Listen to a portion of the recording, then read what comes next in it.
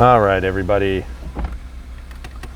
So I'm now leaving the sheriff's office because I just handed in my paperwork for my SIG P225, so that hopefully will be in about 3 weeks. But this video is actually going to be about something entirely different. It's not going to be about a gun review or anything like that. Obviously, yesterday we just had the 4th of July, which is always a great day for so many different reasons. You know, I know a lot of people do it because they want to go to the beach and drink some beer and barbecue, and those are all great things. But it's also the idea that on July 4th, the United States was born. Yes, you can debate if it was a couple of days before, whatever.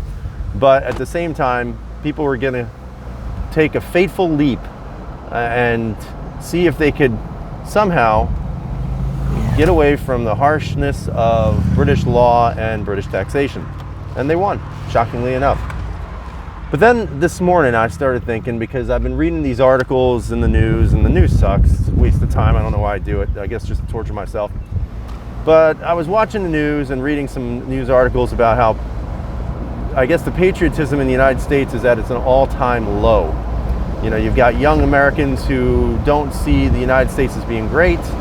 You have young Americans and even older Americans who feel that the United States is, you know, based on tyranny itself, based on oppression of other people. And you can debate who those people might be and what celebrities and all that other crap. But it got to me to thinking about, like, my own personal history and the people in my family.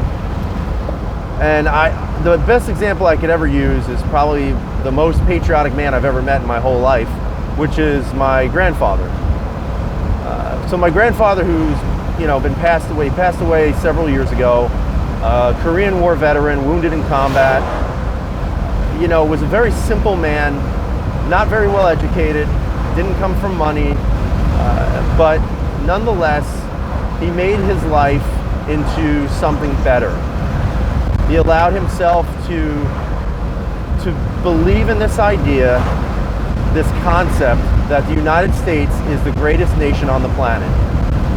And when he came from Puerto Rico and he made his life here and moved to New York, which is, you know, his story, and he went over to Korea and fought and literally left parts of him there, and more importantly, excuse me, had some shrapnel left in his body for decades. And unfortunately, that's what led to his shortened lifespan. And it's unfortunate because he never got a chance to see my kids growing up. He saw them, but they were very young when he passed away. And I think he would have been very proud to see what they became and what they're becoming, because I know I am.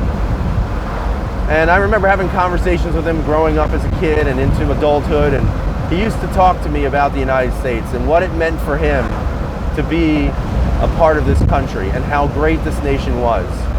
And this was a man who was never promised anything.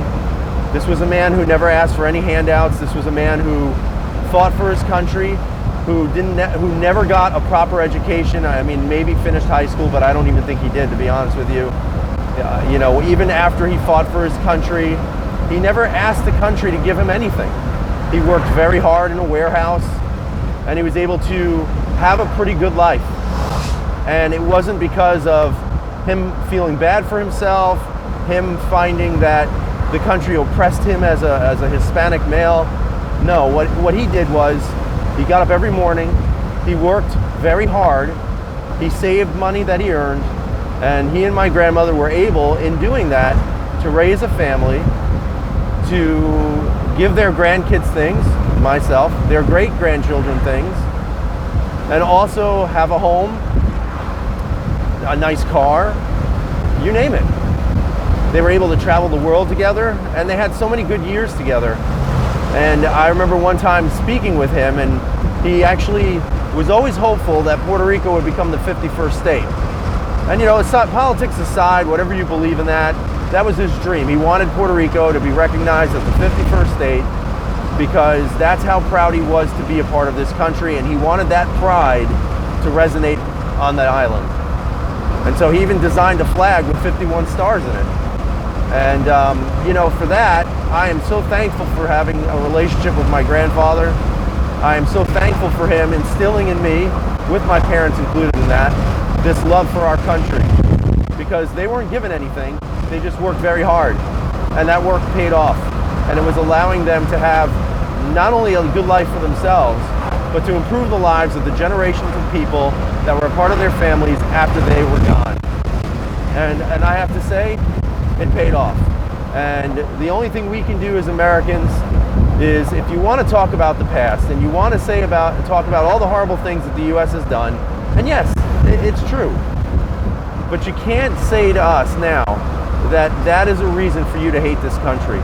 Because this country has given you an opportunity to be free, to express your ideas and opinions, to have an ability to work very hard and get an education, and then hopefully make something for yourself. And then, even if you don't reach the pinnacle of success for yourselves, that's where your children come into play, and your children's children. So I just wanted to share that with you. I don't know what brought it out. I'm so frustrated with people bashing the country and pretending that somehow we're worse than other nations out there, when in fact, if that was the case, we wouldn't see the record numbers of immigrants trying to get into this nation every day. And I think it's a shameful day in America when patriotism is down and people keep bashing America and Nike and you name it. When you're too busy listening to a nobody like Colin Kaepernick, there's a problem. But again, that's a whole nother story. So tell me what you guys think. Tell me what you think about patriotism in the U.S. Tell me if you have a similar story about your family, about family members of yours who never were given anything and maybe weren't even originally from here, but somehow have made a success in their own lives through hard work, with perseverance, and the belief still that in America, you can still have a chance and an opportunity to have that dream. Thanks guys for listening. Hope you have a great day. Stay safe. And as always, freedom is never free.